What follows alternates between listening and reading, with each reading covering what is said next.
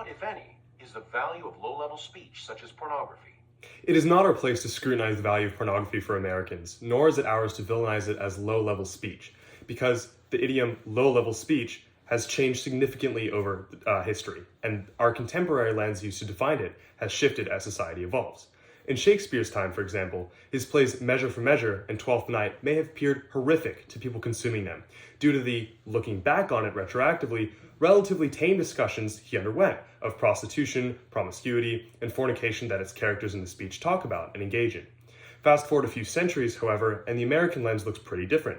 Even our founding fathers, like Benjamin Franklin, are speaking to a much lower level, if we choose to use this term. Franklin's letter, Advice to a Young Man on the Choice of a Mistress, for example, openly discusses his sexual preferences towards women in significantly more depth than anything Shakespeare ever attempted to discuss in his plays. As a result, it's hard to contort our commitment to free speech depending on how we perceive the value or the level of the speech. It's not our place. The First Amendment exists precisely to protect what I, someone else, may think of as contemporarily uncomfortable or an unpopular form of expression, whether that be political, commercial, or in this specific case, sexual. It is not our place, nor should it be the government's, to declare pornography low level. For some, it provides an outlet for personal exploration or private pleasure. For others, it's a legitimate form of creative expression and an industry that gainfully employs millions and supplies them with a way of life. Suppressing it and moderating it unfairly in a 21st century lens is arbitrary and risks a slippery slope of governmental overreach into personal freedoms and expression. Was the First Amendment created to protect this kind of speech? Does that matter here? Absolutely. The First Amendment was created to broadly protect speech, including types that may be considered low-level or unpopular, as its purpose is to prevent government overreach and restrictions of expression. While the framers of the Constitution likely did not foresee problems such as online pornography, the amendment was crafted in broad terms to encompass diverse and yet unknown forms of speech. The court has long recognized and affirmed this necessity for protection of speech, including that may be offensive to some, in cases such as Roth v. U.S., where the court established that while obscenity is not protected speech, sexual material is not inherently obscene. Texas v. Johnson, where the court ruled that the government cannot restrict speech just because its ideas or expression bring offense to a certain audience. In Brown v. Entertainment, where the court rejected the argument that violent video games should be placed in an unprotected class of speech like obscenity, simply because there is no historical precedent for restricting depictions of violence. This matters here as Texas's broadly sweeping bill threatens the free speech of adults and companies through the medium of online pornography. If this bill is found constitutional, it undermines generations of precedent and underscores the intent of the First Amendment to protect even speech that sparks social or political controversy. Whose First Amendment rights are impacted by the Texas law? Is it minors, adults, or the platforms themselves? House Bill 1181 impacts everybody's First Amendment rights, minors, adults, and online platforms that distribute this material, because it is blatantly overbroad and restricts the marketplace of ideas our Constitution was instituted to protect. Due to the vague, subjective, and standardless way the bill flags material as harmful to minors, minors may, and probably will be, if this is not repealed, denied access to a wide array of legitimate, educational, culturally significant content, from books, magazines, documentaries, health-related videos for classroom instruction, TV shows, movies, etc. Adults, due to the potent disincentive that age verification serves as, especially when considering using government-issued IDs, also find their First Amendment rights restrained. As petitioners have found, millions of Texans and First Amendment-protected Americans will effectively be denied access to this material. And the platforms themselves are also heavily impacted. This law requires mandating speech with a subjective tilt. If House Bill 1181 were to be put into effect, petitioners distributing this material would have to tell their customers and those that access the material for free that pornography and pornographic material is proven to harm human brain development and associated with low self-esteem and body image. These are purportedly stemming from the Texas Department of Health and Human Services, but they have not been. That department and that institution has not released material describing these claims. Furthermore, these would be written on the landing page, any subsequent ads, and the helpline for petitioners' websites, which this court has repeatedly struck. We are not allowed to require, because this is not a protected class of speech, like commercial speech, petitioners to submit any of this material on their websites. This court has struck this down in National Institute of Family Life Advocates versus Becerra, Zottery versus the Office of Disciplinary Counsel, 303 Creative LLC versus Elenis, and Woolley v. Maynard. The standard is clear. Why can or can't the government simply ban access to pornography online? The government cannot simply ban access to pornography online, as such a broad ban would almost certainly violate the First Amendment.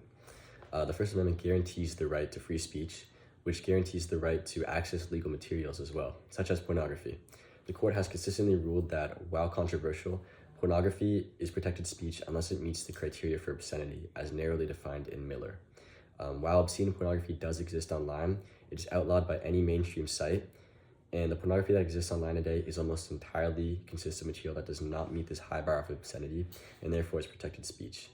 A blanket ban on pornography would likely be deemed overbroad, as it unjustifiably restricts a wide range of protected speech. As we've seen in cases such as Ashcroft v. ACLU, the court has struck down laws that too broadly restrict access to adult content, taking note of the chilling effect that could arise from such restrictions.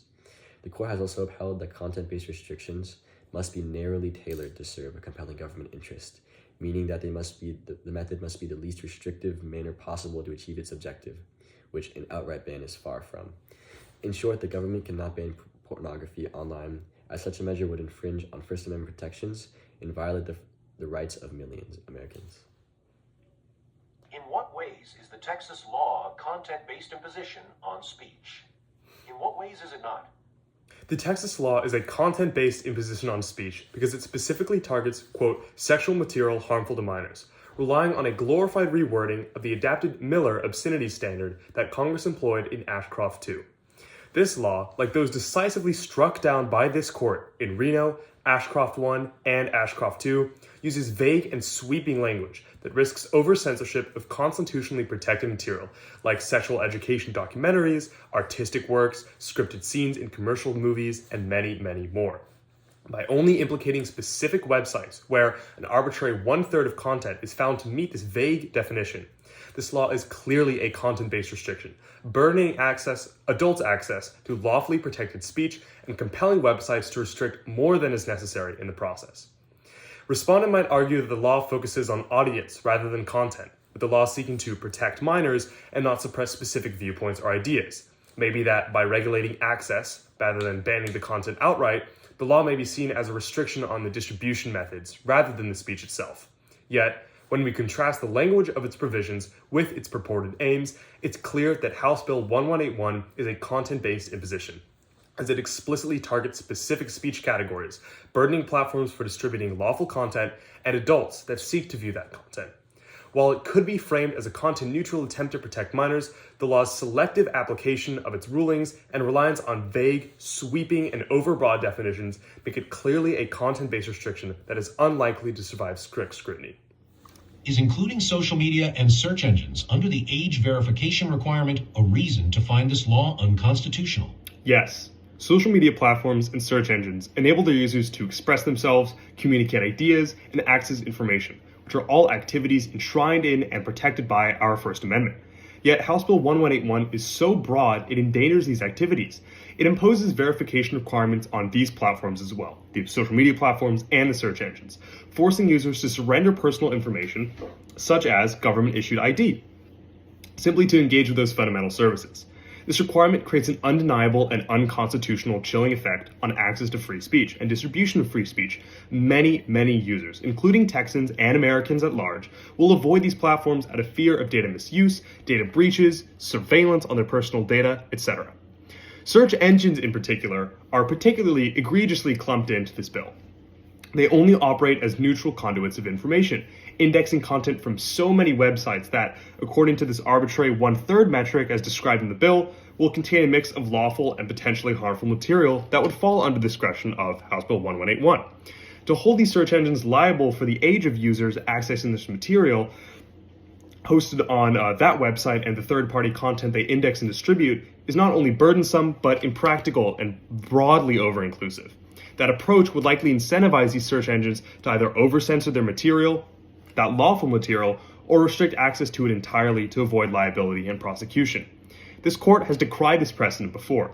In Reno v. ACLU, this court invalidated similar provisions to what we're seeing here in the Communications Decency Act, the CDA, emphasizing that regulations targeting internet speech must be so narrowly tailored such that they don't interfere with or prohibit lawful communication. But social media platforms nowadays are more intertwined with free expression than they have ever been, including in Reno. They're not simply hosting content and just distributing it, but really they're allowing and engendering a public forum for debate, education, communication, and really the marketplace of ideas that our founders believed in. This law ignores that distinction and lumps social media into the same category as adult-oriented websites, according to that 1/3 metric, treating platforms like Facebook, Instagram, Snapchat, Google, Twitter, now X, as if they operate primarily to distribute this explicit material and not simply for their users to access it, which they should be able to. Requiring age verification for these platforms as well, and search engines, not only misrepresents their purpose, but also fails to meet that narrowly tailored standard required for content-based restrictions on speech, as House Bill 1181 is. The law requires age verification when more than a third of the website's content is inappropriate for children. Would the law be more or less burdensome if the threshold was increased? The law would be less burdensome if the threshold were increased. A higher threshold would narrow the scope of affected sites, potentially requiring fewer websites to meet this age verification requirement for their users. Websites displaying a mix of general and adult-oriented content, for example, that falls under a higher provision, may not meet this requirement. Yet, the law would remain just as content-based and just as problematic. A higher threshold would still target websites based on this arbitrarily defined proportion of inappropriate content and neglect the vague definition of sexual material harmful to minors, both of which still demand strict scrutiny review. A higher proportion would, as Justice Frankfurter famously wrote in Butler v. Michigan, burn the house to roast the pig. Scaling this arbitrary slider up does not address the root cause of this issue. Ashcroft v. ACLU applied strict scrutiny to a law that burdened adults' access to online speech, not the rational basis test. Why should the court not apply the same standard here? This court should apply the same standard to House Bill 1181, consistent with this court's long-standing precedent for content-based restrictions on speech. This court has upheld a similar standard in Ashcroft 2, as it did in Ashcroft 1 and Reno. In Ashcroft 2, petitioners filed a facial challenge against the 1998 Child Online Protection Act, or COPA, which prohibited online transmission of material that was deemed harmful to minors, via the obscenity standard defined in Miller. It also required jurors to apply contemporary community standards to assess flagged material. COPA, like the CPPA in Ashcroft 1 and the CDA in Reno, was found to burden adults' access to constitutionally protected speech. Those vague and broad provisions have historically triggered strict scrutiny review and have been struck by this court. This court should not deviate in its judgment when looking at House Bill 1181. Because this court has upheld an injunction on COPA, finding that less restrictive alternatives would be at least as effective in achieving the legitimate purpose the state sought to protect. But House Bill 1181 suffers from nearly identical flaws in its language that trigger strict scrutiny review, as it did with COPA. Like COPA, its provisions rely on sweeping, imprecise, and vague standards to restrict certain online content under this guise of protecting minors. Both the provisions in COPA and House Bill 1181 fail to clearly and explicitly define what material qualifies as harmful to minors, egregiously risking over-censorship, a very, very real risk. Implicated websites may find themselves restricting more speech than is necessary to shirk liability, a policy this court has previously decried. This is precisely what makes the Fifth Circuit's decision so striking in its marked departure from well-established precedent. Ashcroft v. ACLU identified that content moderation through filtering settings was a less restrictive means of protecting minors online. Has that proven true in the time since Ashcroft? Yes, filtering settings and various other forms of content moderation to protect minors have proven themselves as less restrictive and just as effective means of protecting minors online. House Bill 1181 must be narrowly tailored to serve this compelling state interest and prove that these alternatives, like household-specific website blockers, parental filters decided between the parents and their child, and content rating systems for online material, could not achieve Texas's purported goal of protecting minors. But the bill hasn't, and this court has reaffirmed the effectiveness of other less restrictive means. In 2003, in United States versus American Library Association, for example, this court upheld public libraries' ability to censor internet content in order to receive federal funding. There, Congress, via the Children's Internet Protection Act, required these libraries install internet filtering software on their computers. After finding that library patrons, including minors, regularly searched the internet for pornography and exposed others to pornographic material, they found that other means were just as effective. We saw this reaffirmed in United States versus Playboy, where this court explicitly found other methods, like filtering settings for household-by-household bases or by user bases, less restrictive and still functional means of protecting minors. We acknowledge the imperfectibility of moderating online content and monitoring it. Children may use VPNs, borrow a device from someone external to their house, or achieve a variety of other ways of accessing this content. We want to do the best we can, but House Bill 1181 is not the best way to achieve this goal.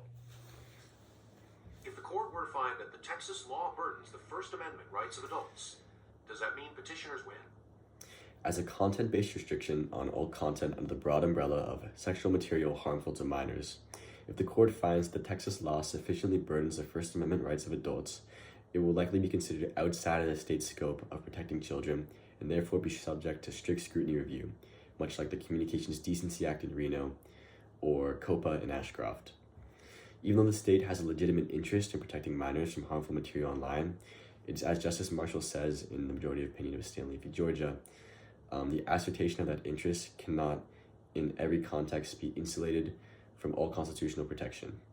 As the court has ruled and continually held, all content-based restrictions on protected speech must be subject to strict scrutiny review. If the court comes to this conclusion, the petitioners do achieve their objective within the Supreme Court hearing. With that said, the petitioners have not necessarily succeeded entirely in striking down the Texas law. The court could immediately reaffirm the preliminary injunction's ruling, resulting in the petitioning side winning, or they could hand it back to the Fifth Circuit to review if the preliminary hearing correctly evaluated the law under strict scrutiny. Adults concerned for their privacy may not access websites requiring age verification. Is that a sufficient reason for striking this law down? Privacy concerns rank as one of the top reasons to strike this law down. This is due to the burden on protected speech they create and the chilling effect that they incite. The law deters adults from accessing legal, constitutionally protected content due to risks that are posed through online age verification. Adults might avoid visiting sites that require them to submit sensitive information, such as government-issued IDs or biometric data, due to fears of misuse, breaches, or surveillance. This concern was central to Reno v. ACLU, where the court struck down the Communications Decency Act for its broad language, much like Texas House Bill 1181's, overburdening adults' access to lawful speech. If the court finds that the law requires examination under strict scrutiny, does that mean that the petitioners win? As stated in the previous answer, if the court finds that the law requires strict scrutiny review, the petitioners do achieve their objective. From there, the court may decide to reaffirm the preliminary injunction, resulting in the petitioner's immediate success, or they may hand it back to the Fifth Circuit to review the preliminary hearing, correctly evaluated the Texas law under strict scrutiny. Even if this is the case, the petitioners are still almost certain to win, due to the precedent of strict scrutiny challenges and difficulty to satisfy the requirements of a compelling government interest, not just significant, and a narrowly tailored, meaning the least restrictive method possible, which this Texas law seems to be far from. Are the privacy concerns presented by online age verification similar to the privacy concerns required to access age-restricted purchases in a traditional brick-and-mortar store? The privacy concerns incurred by online age verification differ significantly from those of a traditional brick-and-mortar store verification process, as we saw in Ginsburg v. New York. They are much scarier. In a physical store, age-restricted purchases are relatively simple.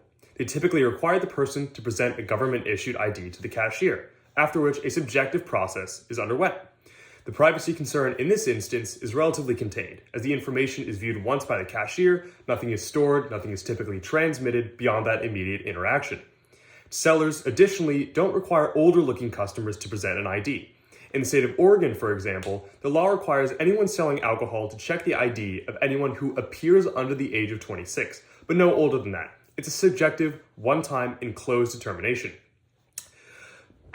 Online age verification, on the other hand, subjects every single user, every single time they access the platform containing pornographic material, millions and millions of users every day of every week. House Bill 1181 prevents companies from storing that information, sure, but has no language about what they may do in terms of transmitting it, selling it, trafficking it, which presents a very real and significant risk. The privacy concerns associated with this type of verification, as proposed in the Texas law, using a government-issued ID, are far more complex and invasive. That sensitive information that's shown in that transaction can easily be stored. The photo can easily be stored, potentially sold, misused, targeted by hackers. It is a very real and scary deterrent that people will experience when they engage with this material. In the years since Ginsburg v. New York, have increased technology capacities increased or decreased the privacy concerns associated with an age verification process? They have increased the concerns. The technology landscape has transformed dramatically since the Ginsburg decision, heightening the concerns we associate with the age verification process. Verifying a user's identity online often requires personally identifying information, like their name, their address, or even their financial details. Government-issued ID is just one of many ways an identity can be verified, but a very scary one. This data is subject to breach, trafficking, selling, hacking, being leaked, and many more instances. A 2022 report from the Identity Theft Resource Center, for example, a nationally recognized nonprofit, found that the overall number of identity data compromises, 1,862, has increased more than 68% compared to 2020. The risk is real, the risk is frightening, and the risk is heightened, considering this bill only stipulates websites not store the material, but says nothing about their transmitting, trafficking, or profiting from it. Moreover, a 2019 survey from the Pew Research Center found that 81% of Americans feel that the potential risks of companies collecting their personal data in general outweigh the benefits. Americans are aware. Considering the intimate nature of this material, which Americans have full, constitutionally protected access to, they would be right to think twice and reconsider forking over such identifying information before they go to the website. Online access to harmful materials presents unique obstacles to parents trying to protect their kids. If this law is found to be unconstitutional, what else can Texas do to protect minors accessing online material? If the law is found to be unconstitutional, there are still many alternatives that the state can pursue to protect minors from accessing harmful material online without infringing upon the constitutional rights of adults and minimizing burdens on adults' access to lawful speech. Texas could promote online tools that are widely available and already implemented into many platforms, including browser filters and parental control settings. Texas could invest in programs to educate students, parents, and teachers and youth on safe internet use, public service campaigns for adults on how to use parental control settings, or possibly workshops in schools that teach digital literacy and how to avoid harmful content online. Rather than focusing on constitutionally protected material, the state could focus on combating the distribution of truly illegal materials, such as child pornography, through stricter regulation of laws that already exist. And instead of sweeping regulations, Texas could enact narrower laws that create punishment for knowingly providing harmful materials to minors, rather than preemptively restricting all users' access.